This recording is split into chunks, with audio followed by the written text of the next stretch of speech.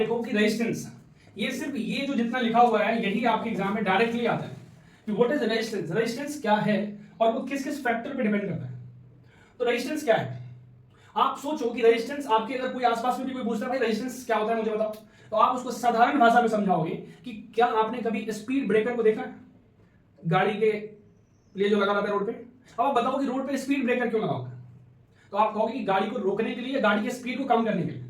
तो गाड़ी की स्पीड को कम करने, कहीं भी अगर गाड़ी बहुत तेज जाता है वहां पे हम स्पीड ब्रेकर लगा देते हैं ताकि गाड़ी स्लो चले। अगर हम ज्यादा मात्रा में स्पीड ब्रेकर लगा देंगे तो गाड़ी एकदम स्लो स्लो ही चलता रहेगा। Same to same electric current के अंदर होती है। जब करंट बहुत तेज भागने लगता है यानी चार्ज बहुत तेज भागता है जिसको हम करंट कहते हैं, तो उस करंट को रोकने के लिए हम वायर में रेजिस्टेंस यूज करते हैं। बहुत सारी बड़ी बड़ी डिवाइसेस जो बनती है ना उसके अंदर बहुत सारी रेजिस्टेंस लगी होती हैं, आपको समझ में आएगा धीरे धीरे। The obstruction of flow of current in a conductor is called resistance.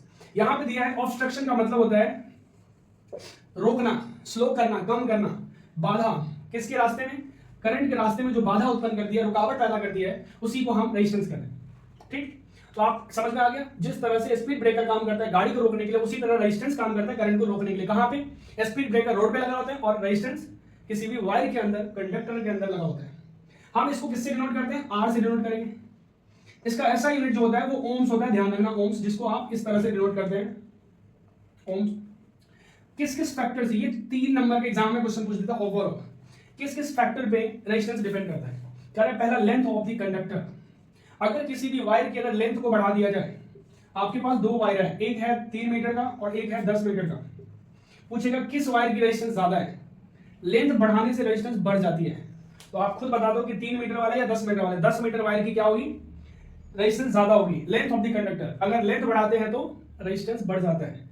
Area of cross section of the conductor, cross section क्या होता है, जैसे कि आपने ये मार्कर देखा, ये इसकी बॉडी है, ये लेंथ है, लेकिन ये वाली जो पार्ट है ना ये देख रहे हैं, उसको क्रॉस सेक्शन कहते हैं।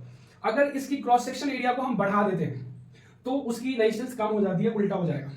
यानी अगर आपके पास कहेगा कि एक आपके पास मोटा वायर है, ठीक है, एक आपके पास वायर आ गया पतला सा और एक आपके पास वायर आ गया मोटा सा, ये भी वायर है ये भी वायर है, किस वायर की रेजिस्टेंस ज्यादा होगी, पतला वाली वायर की रेजिस्टेंस ज्यादा होती है मोटा वाली वायर, क्योंकि इसका एरिया ऑफ क्रॉस सेक्शन कम है। क्रॉस सेक्शन एरिया अगर कम होता है तो उसकी रेजिस्टेंस बढ़ जाती है। नेचर ऑफ मटेरियल्स, आप किस तरह की वायर इस्तेमाल करते हैं, आप कॉपर का वायर यूज करते हैं या एल्युमिनियम का वायर यूज करते हैं या सिल्वर का वायर। आपको पूछेगा कोई बेस्ट कंडक्टर बताओ जो करंट के लिए बढ़िया हो, तो आप बोलोगे सिल्वर। लेकिन क्या आपके घर की वायरिंग सिल्वर वायर से है, आप बोलोगे नहीं, किससे है, कॉपर वायर से। पंखे किस चीज से है, कॉपर वायर से। एल्युमिनियम बहुत सस्ता आता है और वो जल्दी से फूक जाता है। कई बार आप सुने होंगे कि एल्युमिनियम के पंखे, अगर आप कॉपर का कोई पंखा आप अगर 1500 रुपए में खरीद रहे हो तो वही आपका एल्युमिनियम का पंखा 500 रुपए में दे देगा।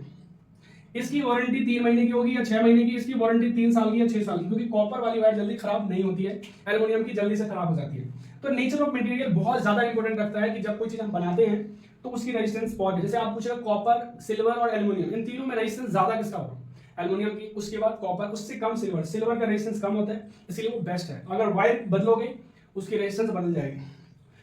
तीसरा है जो लास्ट है टेम्परेचर। टेम्परेचर बढ़ाने से रेजिस्टेंस बढ़ जाती है। ये चीज को, ये इसका डिटेल्स हम पढ़ेंगे, लेकिन एग्जाम में पूछेगा किस किस फैक्टर पे डिपेंड करता है, तो आपको एज इट इज आंसर निकालना। ठीक है, चलो यहां तक जाना है। वीडियो अच्छा लगा हो तो चैनल को लाइक एंड सब्सक्राइब करना ना भूलें और दोस्तों